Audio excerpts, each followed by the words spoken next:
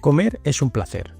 Esto tiene todo el sentido desde el punto de vista evolutivo, al igual que es necesario que proporcione placer una relación sexual.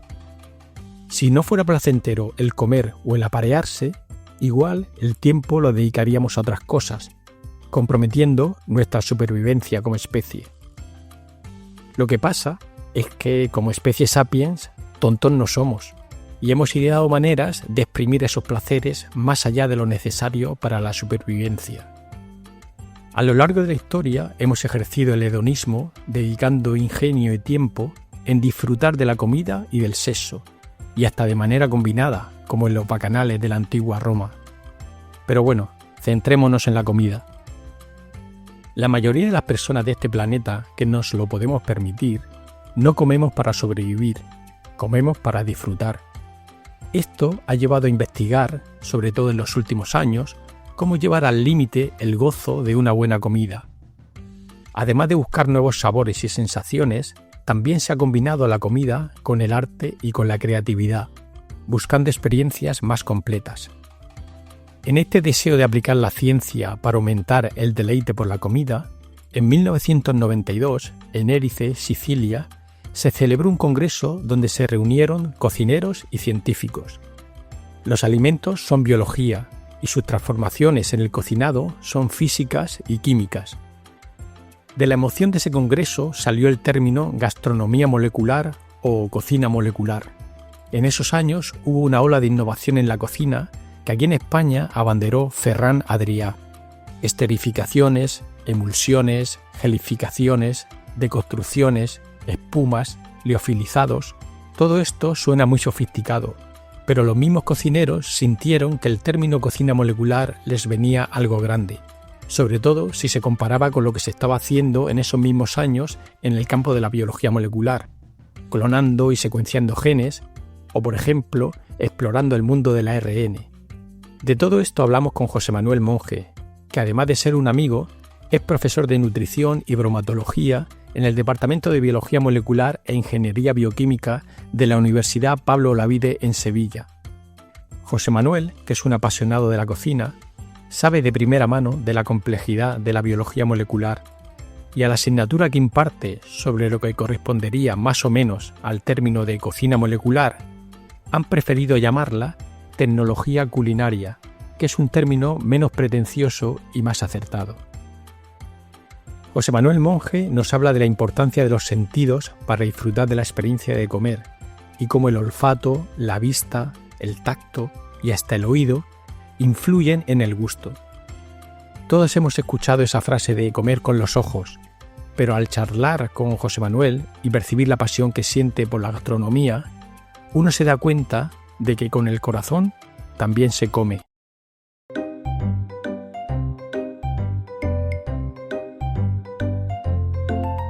Raticos de Ciencia.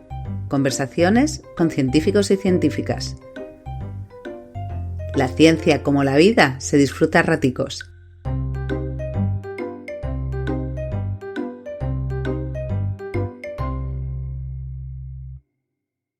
Muchísimas gracias, José Manuel Monge, por el honor que me has dado de venir a tu casa. Te he asaltado literalmente porque me preguntaste ¿cuándo vienes a Sevilla? Y te dije, pues vengo tal día. Y por cierto... No sé si te lo he dicho. Y hacía tiempo que tenía ganas de hablar contigo y te tenía en la lista porque me parece una persona que en cierto modo eres ejemplar en el sentido de combinar una carrera científica, digamos, basada en la genética con una pasión que es la cocina. En el pasado he entrevistado gente, por ejemplo, que haya combinado ciencia pues, con dibujo y con ilustración y parece más fácil, pero combinarlo con cocina no es fácil y tú has conseguido hacer publicaciones muy buenas científicas, pero aparte has hecho alguna publicación más relacionada con la cocina y también eres profesor de... Ahora me dirás las asignaturas que das, pero das nutrición, bromatología, cocina, tecnología de cocina... sí, sí. Que por cierto, esta es una de las cosas que podemos empezar si quieres por ahí. Eres profesor de la Universidad Pablo Olavide y das una serie de asignaturas que me han parecido muy chocantes. Por ejemplo, en tecnología culinaria. ¿Qué dais ahí? Esa, bueno, las gracias te las tengo que dar yo porque venga y me llame y me quiera escuchar. Y para mí es un placer absoluto y un honor poder compartir un ratillo contigo. Estaba envidioso porque escuchaba esos podcasts y estoy encantado. Tecnología culinaria, esa es un poco la asignatura por la que yo empiezo a dar clases en nutrición y la que vertebra mi carrera académica y la que me da esa posibilidad que tú hablabas, ¿no? De combinar dos pasiones que habían estado ahí pululando por mi vida, como la ciencia y la cocina, ¿no? Entonces, la tecnología culinaria, al menos la que yo doy, se llama tecnología culinaria porque no me dejan cambiarla, pero si no se llamaría cocina, porque... ¿Vale? Porque esa ha sido siempre, desde yo tuve la suerte de ser el primer profesor de esa asignatura cuando todavía era la diplomatura de nutrición, cuando empieza a darse nutrición aquí en Sevilla, en la Universidad Pablo Olavide, donde yo doy clase. Entonces me dieron la opción de hacerla desde cero. Pero te has cargado el glamour ahí de golpe. No es lo mismo sacar un sobresaliente en tecnología culinaria que sacar un sobresaliente en cocina. Eso es porque de aquí a Lima es mucho mejor en cocina que en tecnología culinaria, que es algo que nadie sabe lo que es ni para lo que sirve. Entonces, a mí, de hecho, siempre me ha gustado que la asignatura fuera sobre cocina, ¿no? Se llama tecnología culinaria porque las bases, lo que te marcan esa asignatura es un poco entender cómo son los procesos que se dan durante las cocciones, ¿no? Durante las transformaciones culinarias, ¿no? O sea, habláis de química ahí también, de física, en cierto modo. Hay una parte... voy a cortar un momentito porque... Aurora, es Marcelo, creo yo, que nos ha llevado llave. Volvemos, como te decía. Tecnología culinaria.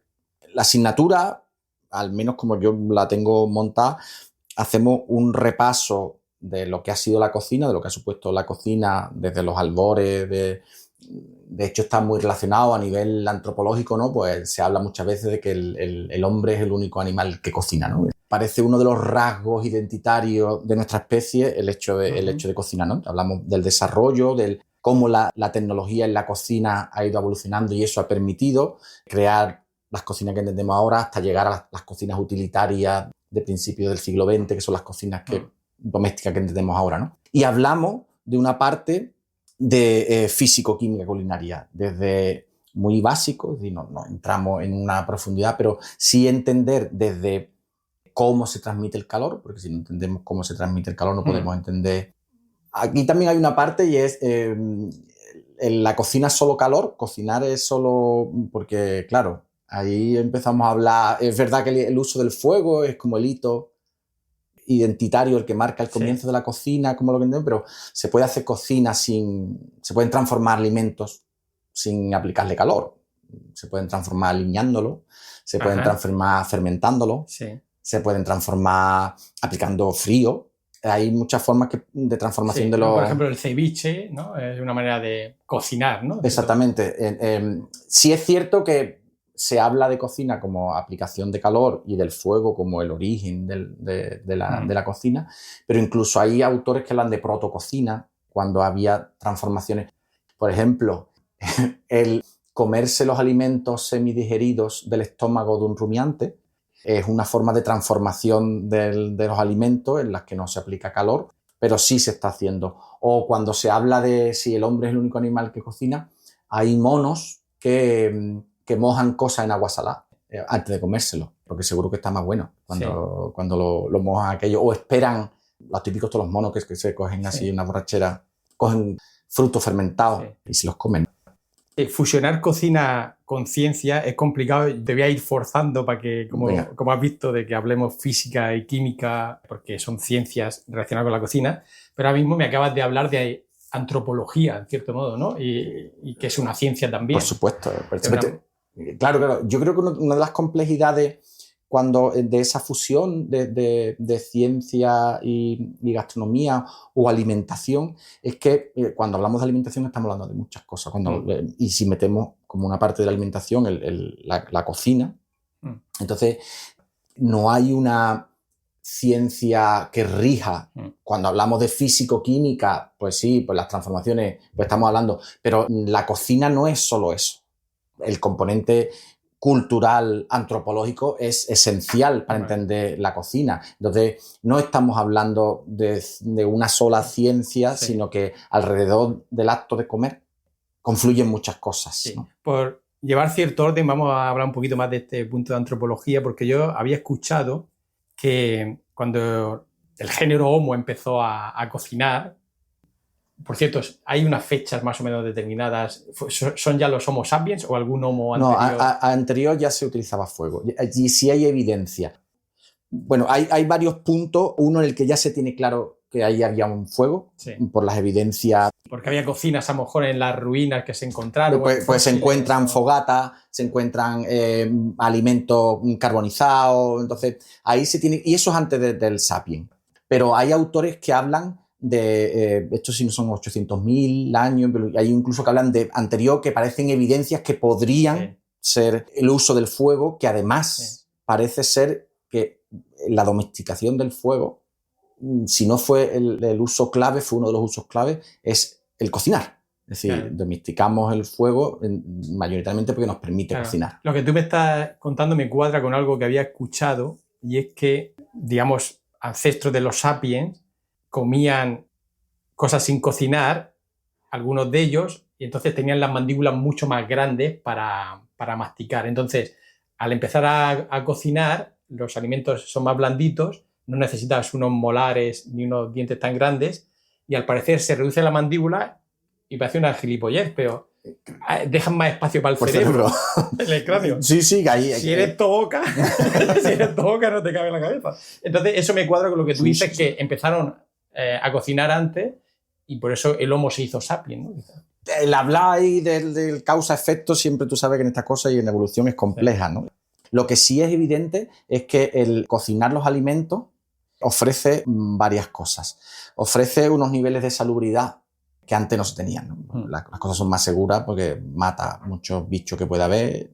Ofrece la densidad energética, es decir, la capacidad que tenemos de digerir, de sacar nutrientes y energía de los alimentos es mayor. Entonces, eso también le va bien al cerebro, porque el cerebro gasta mucha energía. Por ejemplo, ¿no? Entonces hay muchas teorías de cómo el cocinar permite, no es que dirija de alguna forma, pero permite el desarrollo de lo que somos, ¿no? Permite pues, cerebros más grandes, un gasto energético porque tenemos que asegurar que vamos a tener esa cantidad de comida, pero no solo, cosas súper. Yo eso me dejó también muy flipado cuando lo leí, y es que el desarrollo de nuestras sociedades, uno de los ítems, de los momentos que podía estar vertebrando de nuevo el ser social, es el comer juntos. Cuando hay un fuego, el fuego no es algo que pueda tener un individuo, sino que la tribu es algo común a la tribu. Entonces, eso empieza a marcar ritmos. Se tienen que juntar. Hay que juntarse para comer. Sí. Cuando está el fuego, cuando se hace más grande, pues tú lo puedes mantener, pero en el momento que quieres cocinar, lo haces más. No lo puedes tener grande todo el tiempo. Entonces, empiezan a aparecer momentos del día en los que hay que comer, y eso hay que organizarse como sociedad. Qué bueno. Uno puede irte, pues si el día que se te ha ido con los colegas a cazar, pues te has quedado sin comer, ¿sabes? Entonces, pues cómo el uso del fuego y la cocina empieza a vertebrar nuestras sociedades. Sí, estoy pensando el momento en el que cualquier homínido se le cayó un trozo de carne a la brasa y dijo: hostia, ¿cómo está esto? Yo siempre, es que estoy pensando, pero no recuerdo la película, pero yo recuerdo una película, fui con mi padre y con mi hermano al cine, y es una película de coña, de cavernícola, y recuerdo una imagen perfectamente, y es que van con un huevo de dinosaurio por ahí por una cuesta y de repente se les cae el huevo en un volcancito que había allí y se hace un huevo frito. ¡Oh! Y había uno ahí, un negro que se tira en la yema y salen todos allí flipados comiendo huevos. Y lo recuerdo, tengo súper marcado esa imagen del huevo frito, de huevo de dinosaurio. Pues eso un poco, ¿no? Entonces, estamos hablando a todo esto de tecnología culinaria. Otra asignatura que tienes, que por cierto, ¿en qué grado es esto? Esto es nutrición humana y dietética. O sea, salen con el grado en Son nutricionistas. nutrición. Vale. Hay otra asignatura que se llama análisis sensorial de los alimentos. Esta me ha dejado ahí un poco... Bueno, esto es la cata, ¿no? Pero el análisis sensorial es una disciplina. No es una ciencia, que diría yo, pero sí es una disciplina que lleva relativamente poco tiempo desarrollándose. Esta es otra de las anécdotas así curiosas, cuando nosotros nos relacionamos con el medio mediante los sentidos, ¿no? Entonces, el uso de los sentidos para entender el medio que nos rodea, pues desde que somos lo que somos, lo llevamos haciendo, ¿no? Pero en un determinado momento la sociedad empieza a aparecer la figura de personas que son especialistas, ¿no? Pues en la sociedad griega ya empieza a aparecer el gastrónomo, ¿no? Que es un tipo que es un influencer.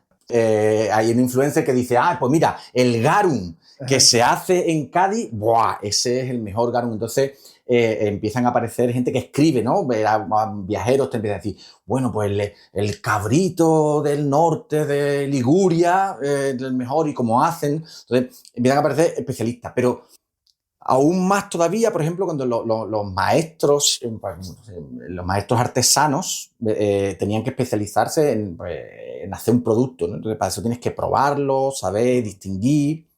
Bueno, o sea que eso es el análisis sensorial, ¿no? El uso de los sentidos. Como que le daban un sello de calidad a algo, ¿no? Por ejemplo, ¿no?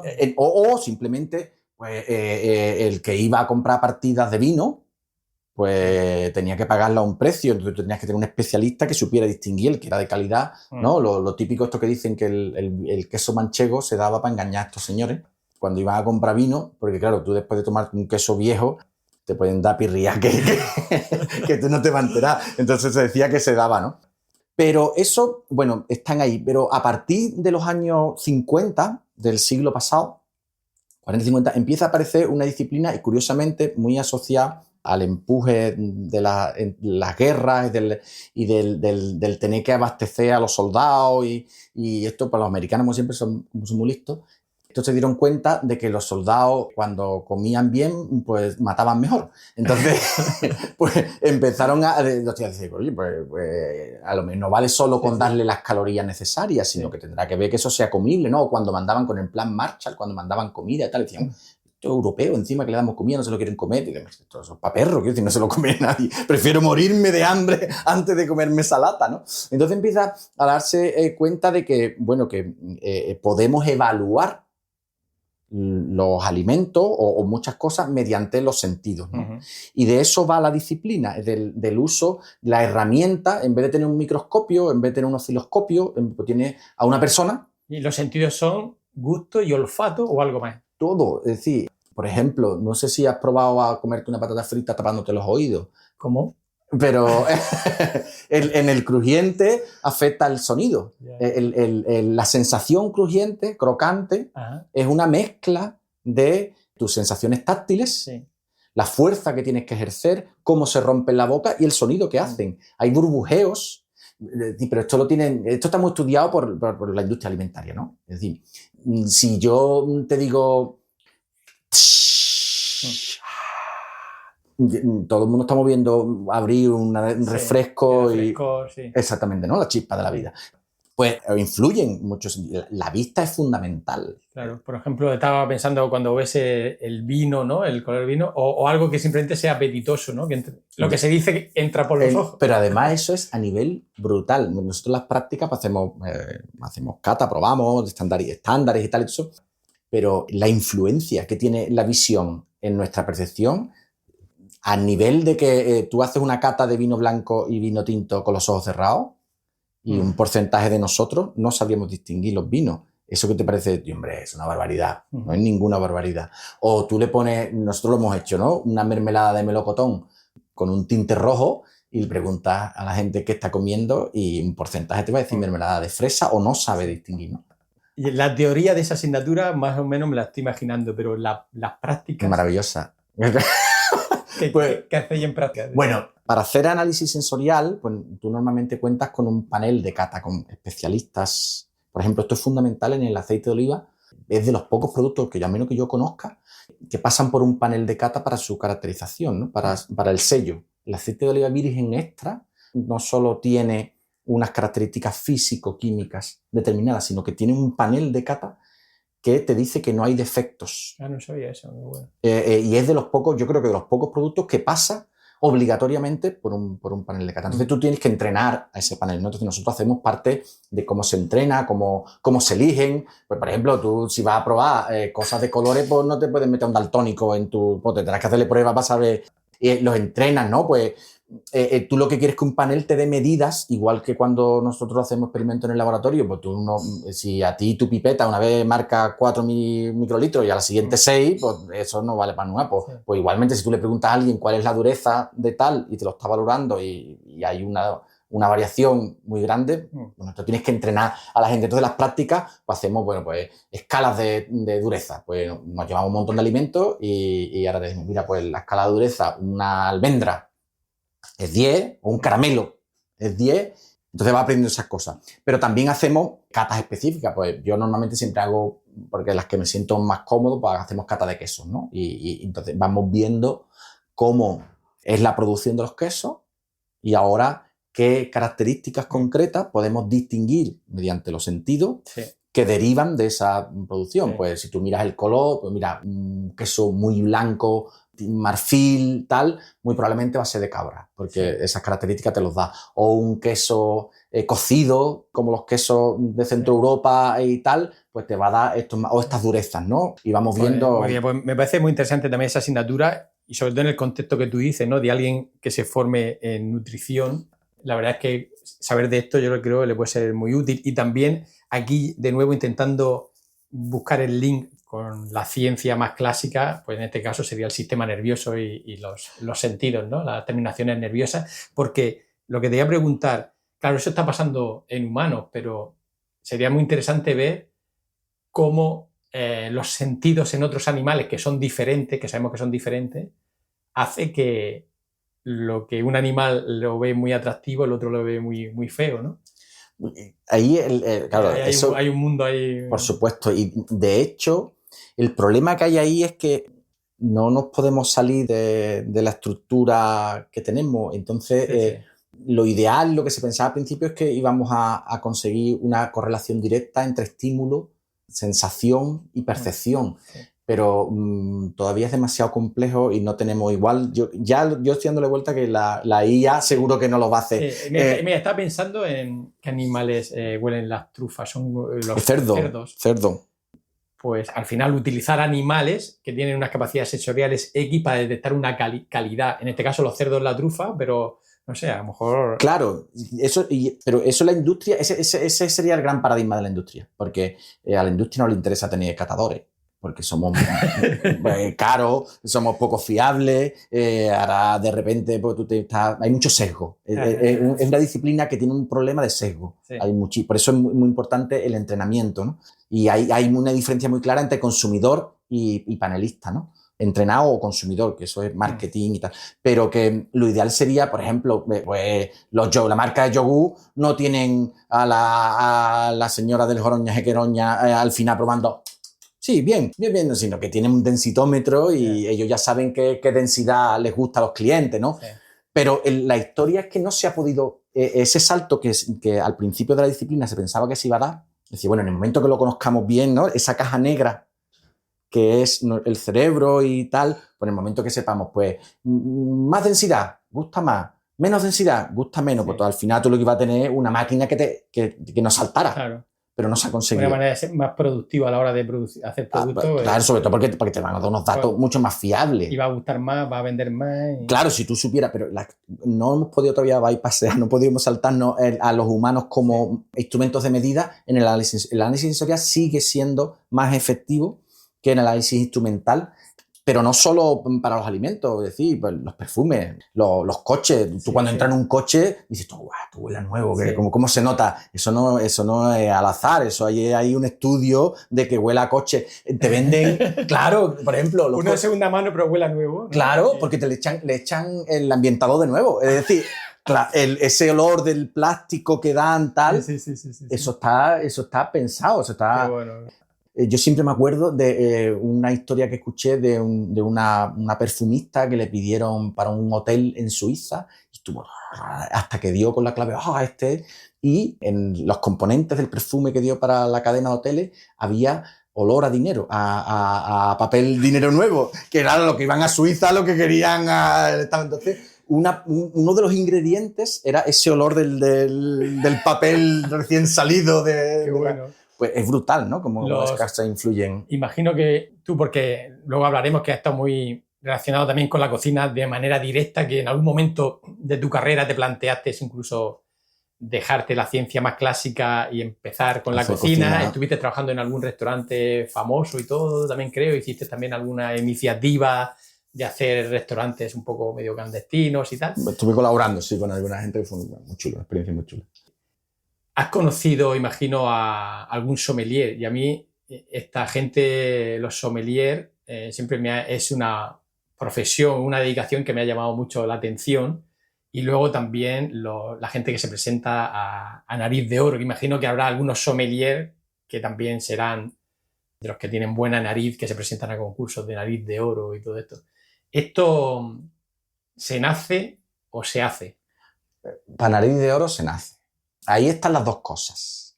Es decir, para llegar a esos niveles, pues tiene que ser un tipo, una señora que tenga ahí... Para oler el olor del perfume del dinero. Exactamente. Ahí tienes que... de estos tipos que... ya te digo, yo te he puesto el ejemplo antes de distinguir entre blanco y tinto, que es donde estamos la gran mayoría. Pues hay gente que te dice, no, esto es de la añada. Es decir, distingue entre un año y otro en catas verticales, ¿no? Del mismo vino en diferentes años, con las mismas uvas, en el mismo sitio, y son capaces de decirte, no, esto es el 97, pero hay toda la base de aprendizaje. Para llegar a al especialista máximo, es lo mismo que pues, solo hay un Messi, pero ¿eso quiere decir que Messi no ha entrenado?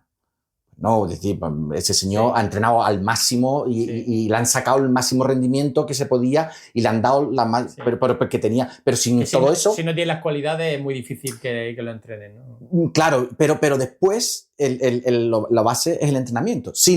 Con las cualidades, sin el entrenamiento. Entonces, ese entrenamiento al nivel, no hace falta llegar a ser nariz de oro para desempeñar una labor profesional como sommelier. Un sommelier no tiene por qué ser una nariz de oro. Es decir, cualquiera más o menos, a menos que exactamente que tenga una rarita, por nada que no tenga nariz, ¿no? Pero que cualquiera puede llegar a esos niveles y es una cuestión de aprendizaje. Sí. Bueno, vamos a ver si cogemos las riendas de esto, porque yo te he dicho que voy sin guión, pero yo quería hablar hoy de... Yo he venido a hablar de mi libro. El tema de hoy, del que quería hablar es cocina molecular. Y llevamos 20 minutos y el concepto de cocina molecular no ha salido. Pero antes de entrar a eso, es que no lo puedo evitar. Es que hay otra asignatura que tengo aquí apuntada, que es últimas tendencias en vino, zumos y aceite de oliva en la cocina mediterránea. Cuéntame alguna cosa chula de esa asignatura. Sobre todo, me interesa el vino. Mira, esa asignatura es una asignatura que está dentro de un máster que se llama Ciencia y Tecnología de Aceites y Bebidas Fermentadas. Y dentro de ese máster, pues yo doy una de las asignaturas, doy otra sobre otros sustratos fermentables, sobre algo más allá de la cerveza, del vino y la sidra, y doy una clase muy práctica de cocina sobre, pues bueno, la dieta mediterránea y la importancia de esto. Entonces, pues ahí hablamos del papel que juegan aceites, vinos en la cocina, que muchas veces parece que solo tiene un papel pues, o de dar sabor, pero que hay muchas cosas. Por ejemplo, el aceite en la cocina nos da sabor, pero también es un transmisor de la temperatura. Es decir, la fritura es una técnica que se puede dar gracias al aceite. Y podemos alcanzar temperaturas por encima de los 100 grados de una forma estable, además de dar sabor, ¿no? O los vinos se han utilizado como saborizantes, pero como conservantes también y como modificadores. Recuerdo una receta que nos hizo un amigo italiano de carne de caballo. Toda la historia era que hubo una batalla muy grande en Padua y no sé qué, y había un montón. Entonces cogieron los caballos muertos y los metieron en vino para mantenerlo y después los guisaban, ¿no? Bueno, tenía que sobrar vino para empezar. Para meter un caballo en vino. Tienes que tener vino con las patitas para afuera, con las pezuñas, con las pezuñas para afuera. Entonces, bueno, pues... Caballos al vino.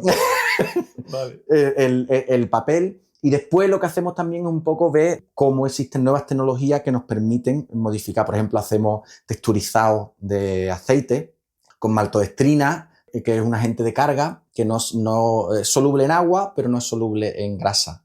Entonces tú puedes ir metiéndole, le metes y llega un momento en que solidificas ese aceite. Es lo que se llaman las tierras, ¿no? Que a veces te ponen una tierra de... O, por ejemplo, nosotros hacemos una especie de polvorón de aceite de oliva. Y eso te lo metes en la boca y ¿qué? Claro, eso es lo curioso, es que en textura, cuando lo tocas, cuando lo tal, es sólido, terroso. Sin embargo, la maltodextrina es muy soluble en agua. ¿Qué ocurre? En el momento en que entra a la boca, con la saliva, hace... Qué bueno. Y entonces aparece el aceite de oliva, ¿no? O hacemos, que eso tiene que ver con el articulillo aquel y tal, hacemos un merengue de tumaca, ¿no? Un merengue de aceite de oliva y tomate con albúmina. Cuando tú purificas albúmina, pues consigues generar espumas con mucha facilidad. Una clara la bates y hace una espuma, pero si te quedas solo con la proteína, con la albúmina, pues puedes texturizar, hacer espumas con otras cosas. Entonces pues, hacemos una espuma de tomate a la que le vas incorporando aceite de oliva y tiene una capacidad de carga suficiente como para que tenga bastante aceite. Entonces vamos probando cosas y vemos cómo, pues bueno, nuevas tecnologías nos permiten ahora a hacer cosas. Ellos van a ser al fin y al cabo pues personas relacionadas con el mundo del aceite, relacionadas con el mundo del vino y que tengan una idea de qué cosas se pueden hacer, pues nos resultaba interesante. Bueno, pues ahora sí vamos a hablar de cocina molecular. Porque esto es un concepto que se ha escuchado mucho y nadie acaba de entenderlo, que es una manera, yo creo, de forzar, ¿no? A lo mejor la ciencia con la cocina, que eso aquí hay un debate gordo, pero me has pasado una presentación que tienes en algún máster o en alguna clase, que es precisamente sobre esto, sobre el concepto de cocina molecular y dónde empieza.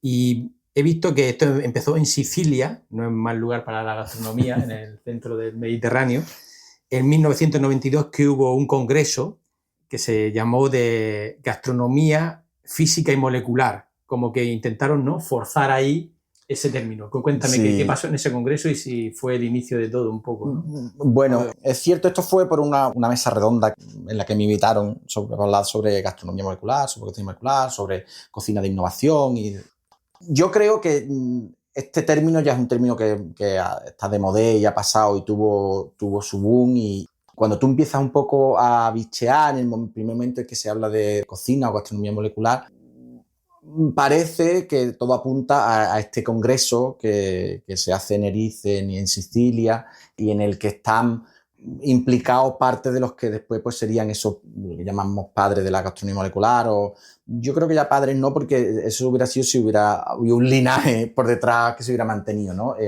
Había ya previamente gente sobre cocina y sobre físico-química y química culinaria.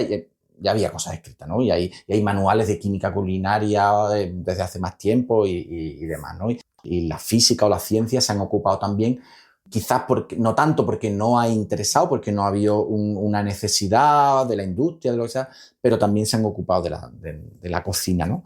Entonces ahí pues una serie de personas coinciden y dicen, oye, ¿por qué no hacemos un congreso? ¿El fin de esto tú crees que era más de marketing o era de realmente forzar que el conocimiento de las reacciones químicas y físicas potenciara las capacidades de cocinar? La idea original yo creo que era simplemente empezar a debatir y un poco, bueno, pues juntar cocineros, científicos y por qué no pensar, pues uno de ellos, el que lo rige, pues dice, bueno, es curioso como tenemos mucha idea de la temperatura que hay en Venus o en Marte y no sabemos qué es lo que pasa dentro de un soufflé. Él se hacía esa pregunta, ¿no? Entonces yo creo que ahí al principio hubo una curiosidad, ¿por qué nos sentamos? Oye, pues sería súper interesante.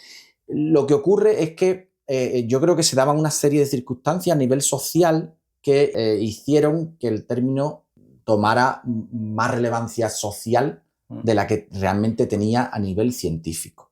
Como tú muy bien dices, de hecho, muchos de estos se retractan después de como que... el término, claro. Sí, y de la idea... Si le preguntan sobre eso, pues al final ven que no hay tanto fondo científico, ¿no? Porque muy probablemente el llamarlo física, gastronomía molecular, pues si esto se hubiera hecho en los años 50, lo hubieran llamado gastronomía nuclear. Porque claro. Era porque estaba de moda, pero llamarlo gastronomía molecular simplemente fue un gancho. Y eso prendió en la sociedad y ya empezaban a aparecer cocineros. Los cocineros no han sido tan mediáticos como ahora.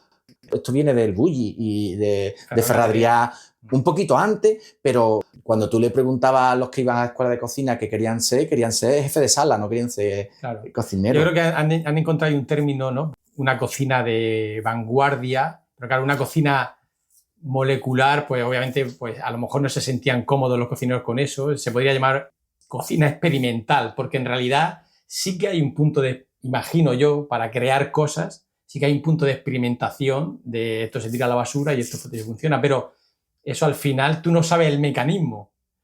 Esto juntas esto y lo otro y no sabes el mecanismo. A nosotros como científicos sí que nos interesaría a lo mejor destripar esa receta de paso 1, paso 2, paso 3, paso 4 y sigue ese orden para que funcione. Y si por ese orden funciona, es por algo, ¿no? Porque también he escuchado, ¿no?, que, por ejemplo, el tomate no es lo mismo echarlo antes o después porque el pH del tomate al final es ácido, acidifica y puede hacer que la reacción de cocción te la cambie, ¿no? Entonces me parece muy interesante la parte de intentar entender todas esas cosas que le ha funcionado a la gente, pero a ellos a lo mejor no les interesa, ¿no? Pero yo casi te diría que el contrario, es decir, que yo creo que a los que les moló lo de molecular fue a los cocineros. Porque de repente los puso en un sitio... Ya, como de más sabios. Claro, era... Mira, eso que tú dices, yo creo que eso es fundamental y sí puede ser interesante para la cocina, un poco de la inquietud o del método científico. Y eso es lo que ocurre realmente en estos cocineros. Ferradrià fue un visionario, es decir, y él lo que hizo fue hacer las preguntas adecuadas y aplicar su curiosidad a un método. Él se plantea qué es una tortilla de patata, ¿no? Entonces una tortilla de patata es cebolla, patata y huevo. Y ahora tú como científico te dirías, bueno, vamos a probar. Entonces vamos a hacer combinatorias, vamos a cambiar un solo elemento, vamos... Ajá. Entonces Ferradrià dice, eso es... ¿Y si yo hago una espuma de patata, un caldo de cebolla, tal, y lo presento en 3 texturas? ¿Eso es una tortilla de patata? ¿Sabrá a tortilla de patatas? Ajá. Y ese es un espíritu científico. Sí. Y eso sí es interesante para la creación culinaria. Y está muy conectado con lo que decía antes de las historias sensoriales, ¿no? Porque eso también tiene que funcionar a nivel sensorial, ¿no? Claro, él es el que de repente abre esa puerta a que cuando yo llamo a una cosa el sabor de algo, no es el gusto. El sabor es una combinación de muchas cosas. Él, por ejemplo, otra de las cosas que hacía que era genial, ¿no? Todos hemos comido croquetas recién hecha y croquetas frías, ¿no? Las de mi casa se dejaban encima de la nevera, tal, y tú ibas con... Y entonces él dice, ¿está influyendo la temperatura en mi percepción, en lo que yo llamo sabor de algo? Y entonces te ponía una sopa con un gradiente de temperatura que se mantenía porque estaba lo caliente arriba y lo frío abajo. Entonces tú lo tomabas y en el mismo buche ibas experimentando un gradiente de temperatura. Y eso modificaba tu sensación, ¿no? Entonces, eso dinamitó un montón de cosas. No, esto de desconstruir cosas, ¿no? Era el concepto de desconstruir. Pero eso, el fallo ahí fue creer que eso era ciencia y todos los cocineros que hacían deconstrucción eran científicos cuando eso fue un individuo que se hizo unas preguntas adecuadas y utilizó un método. Entonces, eso se desvirtuó muchísimo después, en la que se confundió la técnica con el resultado, con lo que solo era la capacidad técnica como única aportación. Sí. Entonces, todos hacían espumas de algo, aunque esa espuma... Porque una espuma tiene un problema, y es que la densidad de sabor es mucho menor. Es cierto que tú eres capaz de exponer a tus papilas y eso, la superficie es mayor, pero al final lo que estás metiendo es aire por medio y eso está disminuyendo la cantidad de sustancias volátiles o que nos dan. Entonces, pues una espuma de cualquier cosa pues, no está buena per se, por ser espuma, ¿no? Sí. En ese PowerPoint que me has pasado de cocina molecular, pues trata un poco todo ese tipo de cosas, las contradicciones, gente que se siente más o menos cómoda, gente que ha preferido llamar gastronomía molecular a cocina molecular, pero me hace gracia que al final de la presentación, para llegar a una definición de lo que es cocina molecular, lo que hace es buscar al ChatGPT. Y entonces ChatGPT dice: la cocina molecular es una forma de cocinar que utiliza herramientas modernas, ingredientes novedosos y métodos innovadores para crear platos originales y sorprendentes.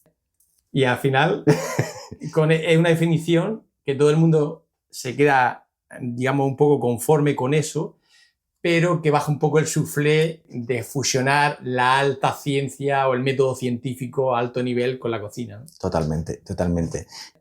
Porque además yo creo que es que realmente no lo necesita.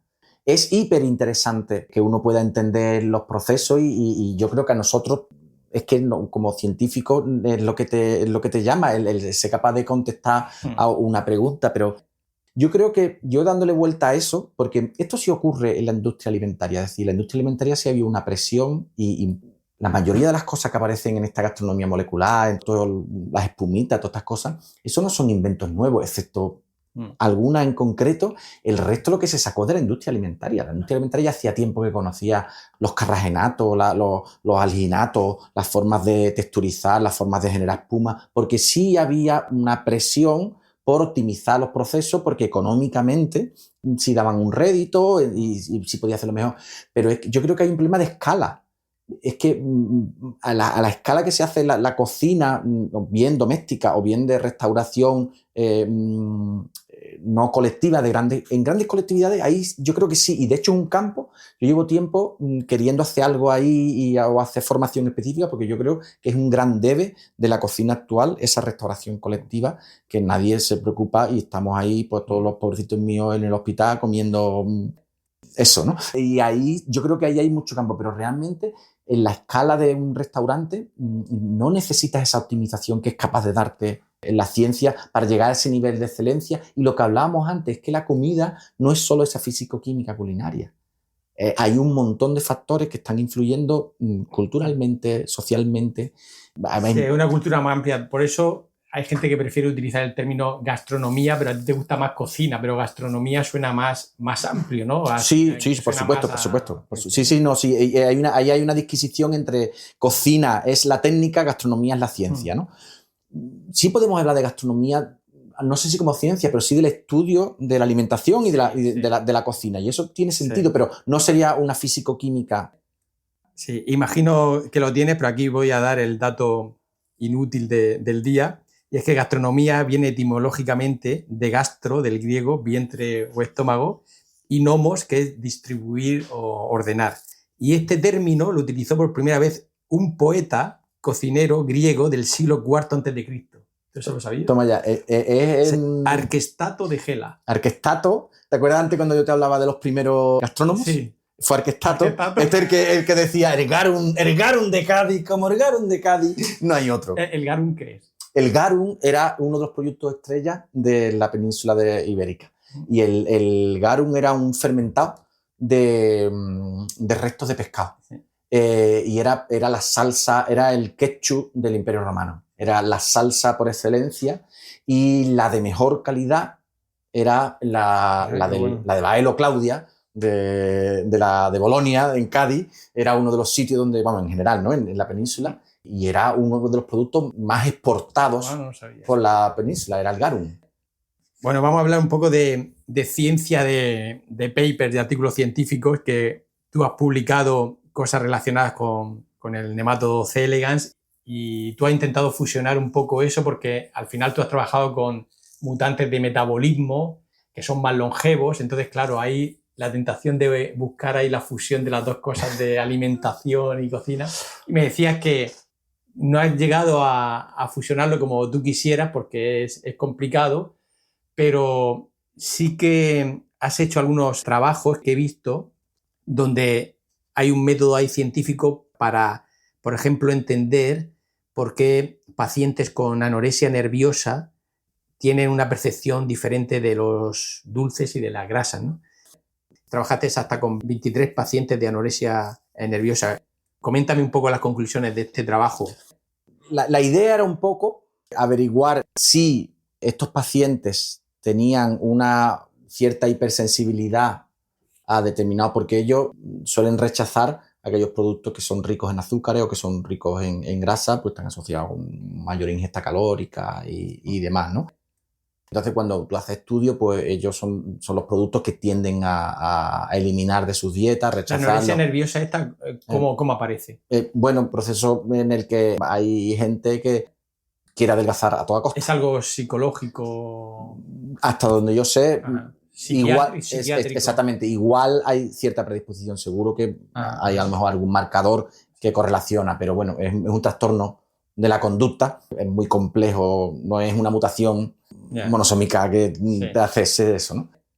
Entonces ahí nosotros la pregunta que nos hacíamos, oye, ¿podemos presentar en diferentes formatos, texturas, algunos alimentos y ver si en pacientes con anorexia son especialmente sensibles, por ejemplo, a la cantidad de azúcar? Entonces intentamos hacer bizcochos en los que íbamos modificando la cantidad de azúcar con un edulcorante, intentando que el dulzor fuera similar, pero que hubiera menos azúcar. Entonces, con el fin de que ellos comieran más, volvieran a comer. No, simplemente lo que queríamos saber era si ellos distinguían eso. Okay. Si había algo fisiológico o era simplemente psicológico. Vale. Ellos no sabían qué estaban comiendo. ¿Vale? Simplemente veían un bizcocho. O, en lo que te decía antes, hicimos... Se estaba alterada un poco la capacidad sensorial, en cierto modo. Exactamente. No aparecieron datos concluyentes en el sentido, algunas cosas parecían apuntar un poco, pero no encontramos algún patrón fisiológico. O la otra era con las grasas. La forma en que tenemos de percibir las grasas, por ejemplo, tú podrías tomarte una cucharada de mayonesa. No es que sea lo más, pero bueno. Sin embargo, una cucharada de aceite entera quizás nos cuesta más, ¿no? Y esto es porque la emulsión hace que la percepción que tengamos sensorial de esa grasa sea diferente, ¿no? Entonces nosotros lo que hicimos fue, pues, la idea de un pan con aceite, presentarla con diferentes formatos, ¿no? Pues hacíamos un aceite con el tomate, un merengue con el aceite y el tomate. ¿Y la conclusión del trabajo? No parecía que hubiera algo fisiológico. Hubo una pequeña correlación, era muy poco número, había que hacer algo. Pero no parecía ahí que hubiera una cosa, sino que eran más bien de las preconcepciones que tenían con respecto a los alimentos. Vale. Es obvio que podríamos estar aquí hablando ahora porque tú tienes un buen pico. Pablo, córtame después, esto se corta, ¿no? Yo tengo aquí notas de más cosas que las voy a quemar. Hacemos dos. Hacemos dos. Hacemos otro día. Tendré que volver otro día. Otro día. Porque, bueno, tengo preguntas de nitrógeno líquido, la cocina al vacío, el air fryer. Mira, el air fryer no me lo puedo resistir. ¿Eso qué es? ¿Cómo se cocina? El air fryer es un horno de convección. Lo que pasa es que le han puesto otro nombre. Básicamente es meter aire caliente. Sí. Y tú lo que haces es que al tenerlo en un espacio muy reducido, el aire es mal conductor de la temperatura. A los hornos les cuesta, mientras que cuando tú fríes, tú tienes un líquido rodeando, con lo que transmite muy bien, de forma muy rápida, muy directa la temperatura. Eso cuando lo quieres hacer con aire te cuesta más, porque el aire es peor conductor. Sí. Entonces, eso cuando consigues hacerlo en un espacio más reducido, que no es tan grande como en un horno, pues tienes unos resultados algo mejores en cuanto a transmisión de temperatura que los que tienes en un horno. Y algo más de eficiencia energética. Pero es un horno de convección. Lo que pasa es que si le hubieras puesto... más saludable lo que se cocina ahí en principio. ¿Por qué? ¿Tú tienes? Yo me han dejado una hora porque... claro. Pero además, quiero decir, como me gustaría tener todos los cacharros, porque me generan muchísima curiosidad. Y es más, quiero decir, yo estoy convencido de que se pueden conseguir determinados resultados con esto de una forma más eficiente. Me parece estupendo. A mí lo que es que te lo vendan como algo que no... Primero, que una fritura sin aceite es más saludable. Yo, seguro que mis alumnos de nutrición lo saben mucho mejor que yo y me matarán por esto, pero que baje Dios y me lo diga. Quiero decir, ¿por qué una fritura per se es menos saludable? ¿Porque es más calórica? Bueno, quiero decir, el aceite de oliva es gloria bendita y comer un poco más de aceite mientras no nos pasemos. Las calorías te las puedes regular por otro lado. Exactamente. Porque se alcanzan altas temperaturas, aquí siempre se ha freído cuando echaba que subiera y no tal, a 160, 170 grados. A esas temperaturas en aceite de oliva aguanta, evidentemente cuando lo fríes 7, 8 veces no, pero la primera fritura, ahí hay muy poca descomposición de compuestos que pueda aparecer compuestos que sean problemáticos. Y esos por calor aparecen también en una air fryer, porque además alcanza más temperatura. Entonces, el hecho per se de demonizar la fritura y que si le quito... El problema de la fritura no es la fritura. El problema de la fritura son los nuggets. Quiero decir, lo que hacemos con la fritura.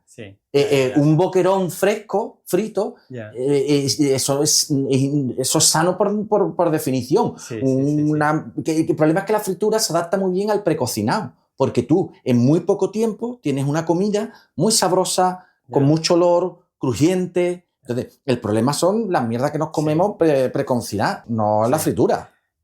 Una de las cosas que quería hacer contigo es, vamos a hacer aquí un juego, y es que bueno, tú has estado en mi casa en Barcelona y hemos tenido el honor de que nos has cocinado unos garbanzos con espinacas. Hoy está hablando de los garbanzos. Que yo después intenté reproducirlo y digamos que y yo lo hice igual que tú y los míos se pueden comer. Entonces estaba pensando, ponte en la situación en que vienen un par de amigos o tres a cenar a tu casa y quieres hacer una cena informal, rápida, pero que esté bueno. Y entonces va a ser 3 cositas para picotear y un plato principal. Y yo te voy a decir lo que yo hago normalmente en mi casa también. Entonces vamos a empezar por el entrante. Yo, por ejemplo, un entrante que hago muy sencillo es, cojo, todo lo he aprendido de mi familia, cojo bacalao ahumado en lonchas y eso le pones cebolla, tomate rallado y aceite de oliva bueno y lo dejas ahí un ratico y yo no sé, la mezcla esa es mágica y lo pones en una tosta y es algo que tardas 4 minutos y la gente dice, hostia, qué bueno está esto.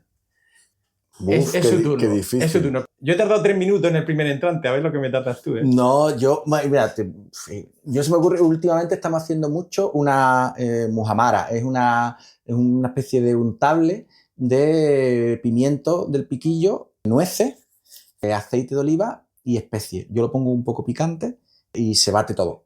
Se queda ahí como un hummus o algo así. Sí, pero a mí me parece mucho más sabroso que un puntito de limón, un poquito de chili, de picante, comino. Vale, me gusta eso. Y luego eso con una tosta o algo una así. Tosta, nosotros como con un pan, con un poquito de pan. Una cosa muy sencilla, si lo encuentro, y que es una cosa muy murciana, es un buen tomate. Un buen tomate partido, o sea, tú pones un tomate sin más, que esté bueno, que huela a tomate, unos buenos cachos de tomate con aceite de oliva y un poquito de sal. Sal gorda por encima. Y la gente hasta se sorprende, ¿no? Y eso es otra cosa también sencilla, de 4 minutos. A mí... Mira, y esto es una cosa, una chorrada, pero que, como tú dices, también solo con un ingrediente, rapidito, pero que es difícil de encontrar y a mí me recuerda mucho a mi padre. Yo tuve la suerte de que era agricultor y tenía ahí sus huertecillos, sus cosas. Entonces, él traía lechuga a la oreja de burro, pero que sabían. Y cuando encuentras una buena... y en mi casa se comían sin cortarla, sin nada, entera. Entonces, eran la hoja de lechuga con el aliño por encima. Para mí, el hecho que es como también que tiene la cosa de que medio te mancha, pero que te tienes que comer toda la lechuga de una vez, entonces te cae... ¿Son cogollos? No. Es la hoja de lechuga. La hoja grande. La hoja entera de una lechuga, pero tiene que ser una lechuga que sepa, que tenga mucho. Y entonces, y con vinagre de Jerez. Aliño, y entonces hace como de barquito, y se queda el aliño en la lechuga. Entonces la tienes que tomar así de una vez, no masticarla. Y yo solo recuerdo de pequeño de comer la lechuga. Sí. Vale, mira, otra cosa, esta es una receta que aprendí de mi tía, son los champiñones rellenos, champiñones gordos. Le quitas el tallo lo hace de trocitos, y entonces esos trocitos le da una vueltecita en la sartén con jamoncito y cebollita picada, y los champiñones los metes, los barcos, digamos, del champiñón, los meten en microondas y entonces se quedan blanditos, Microondas. sueltan el agua, después le mete el relleno con un poquito de queso de Filadelfia para que se quede cremoso y le da un toquecito al horno. Eso está divino. Ahí ya se me han ido 10 minuticos. Mira, pues yo ahora y eso lo hicimos el otro día y eso fue Aurora la que trajo la receta, unas zanahorias al horno. O el air fryer. Zanahoria al horno. Las haces como enteras así en 4 trozos y después una salsita de yogur y parmesano. Está muy bueno. Bueno. Y las zanahorias las puedes poner eso en la air fryer puestas, que se hacen prontito, en tu horno, maravilloso. Y después una salsa que lleva parmesano, yogur, limón y aceite de oliva, creo recordar. Le hemos dado a nuestro invitado unos entrantes, pero a fin que le hemos dado lechuga, tomate y zanahoria. Entonces vamos a ponerle un plato principal. Entonces yo para los platos principales ahí sí que tengo mis limitaciones. En algún momento, en alguna temporada, he hecho algunos guisos de cordero, así a fuego lento. Salían bien, pero el cordero me di cuenta que era delicado porque tiene que estar bueno. Sí. Y tiene que ser el trozo bueno porque no... Y sinchero. Sí. Y había veces que no era reproducible, ¿no? Y mira, ahora hace poco he aprendido que el costillar este que venden en el Lidl adobado lo metes al horno 2 horitas a fuego lento y está divino de la vida. Le ponen unas pataticas y cuando viene la gente, vamos, se chupa los dedos con el costillar de cerdo. Y eso es... meterlo. Quitarle el plástico y meterlo en el horno.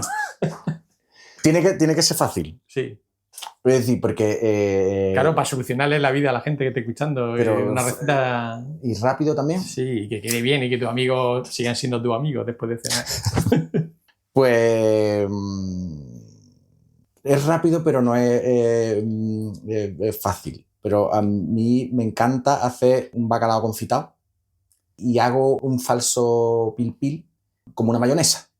Entonces es un tangue, porque no ves allí moviendo tal. Entonces simplemente es... pones aceite de oliva en un cacito altito para que, pues si no gastas mucho aceite, y pones unos ajitos y una guindilla. Y lo dejas como 15-20 minutos hasta que se haga el ajito. Después pones los trozos de bacalao que entren y que estén cubiertos. Y siempre sacándolo de fuego. Y después sacas los trocitos de bacalao y ahora coges los ajos y el aceite. Tienes que coger la parte de arriba porque como cojas el líquido, el agua que queda abajo, ya no te emulsiona bien. Entonces eso lo pones como hace una mayonesa. Pones los ajitos, pones la batidora abajo y va subiendo. Entonces te sale una mayonesa de pil-pil que le pones por encimita al bacalao. Suena riquísima, aparte ya me está entrando un poco de hambre. Fácil no es, pero suena riquísimo. Reconozco que pagaría más por tu menú que por el mío. Porque a mí me reconocerían el paquete del Lidl. Bueno, pues ha sido un placer hablar contigo. Te voy a hacer una última pregunta. Aquí hablamos en Raticos de Ciencia que la vida se disfruta a raticos, igual que la ciencia se disfruta a raticos. Entonces cuéntame un ratico en el que José Manuel Monge disfrute de la vida, un momento en el que dice qué a gusto estoy o cómo estoy disfrutando, que creo que puede ser comiendo. Déjame pensarlo. Pues... un momento ideal que dice qué bien que estoy.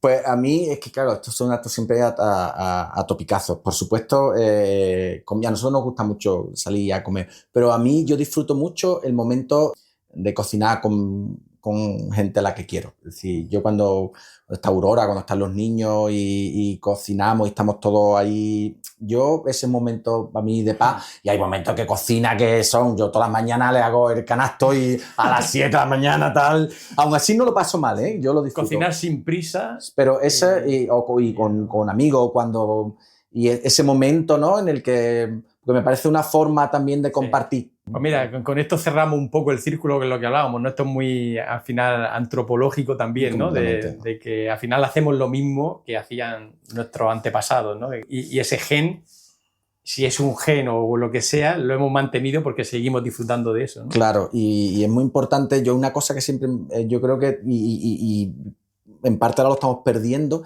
y el hecho de que nos dé de comer gente que nos quiere, Yo creo que es algo fundamental. Se generan unos vínculos ahí, ¿no? Completamente, sí. Las croquetas de tu abuela eran las mejores, no solo porque eran las mejores, sino porque tu abuela te quería. Sí. Entonces, yo creo que en el momento en que empieza a darnos de comer gente que no le importas, sí. Yo creo que ahí estamos perdiendo una serie de estructuras que además son, como hemos visto, básicas en la sociedad humana, ¿no? Tenemos que recuperar eso de que nos dé de comer gente que nos quiere. Muy interesante. Primero hay que tener gente que te quiera y después que te dé de comer, ¿no? Pero el primer punto me parece aún más esencial. Muy bien. Pues muchísimas gracias, maestro. Nada, un placer. Dale. Hola, maestro. ¿Cómo va la cosa? Este fin de semana voy a intentar subir el episodio de Tu Ratico de Ciencia y claro, pues se queda cojo el menú porque, si te acuerdas, no pusimos postre. Entonces, si me puedes grabar un audio cortico y me cuentas un postre para cerrar tu menú, pues perfecto. Y lo añado al final del programa. Venga, un abracico. Pues mira, Julián, de postre, uno que le copié a un restaurante que había en Alcalá de Guadaira que se llamaba Jacaranda, si no recuerdo mal, que el tipo decía que era el bollicao del siglo XXI. Y básicamente es muy sencillo, te buscas un buen helado de chocolate, un chocolate belga, que sepa mucho chocolate, y es un pan tostado. En un vasito pones un pan tostado, le pones una bola de chocolate y te buscas un buen aceite de oliva muy frutado, tipo una arbequina o algo así, y le echas un chorreón de aceite por encima. Y yo lo tuneo un poco poniéndole una puntita de curry. Y es una reinvención ahí del bocadillo de chocolate que nos daban nuestras madres de pequeños, pero con ese puntito del aceite de oliva y del curry, que es espectacular. Es súper sencillo y ya verás, queda súper bien. Estupendo, eso tiene muy buena pinta. Me has dejado un poco pillado ahí con el tema del curry sobre el chocolate, pero bueno, ya tengo ganas de probarlo. Pues mira, yo cerraría mi menú con un tiramisú, una receta que me enseñó una amiga italiana, y la verdad es que cada vez lo hago más rápido, porque eso al principio era un poquito laborioso, y ahora que ya le cogí el punto con un aparatito para hacer las claras al punto de nieve y tal, pues lo hago rapidito y se queda muy bien. Y si me atrevo un poco, igual al café le pongo un poquito de amaretto y en una de las capitas del mascarpone igual le meto un poquito de compota de manzana y nada, ese sería mi postre. Un abracico, chao, chao.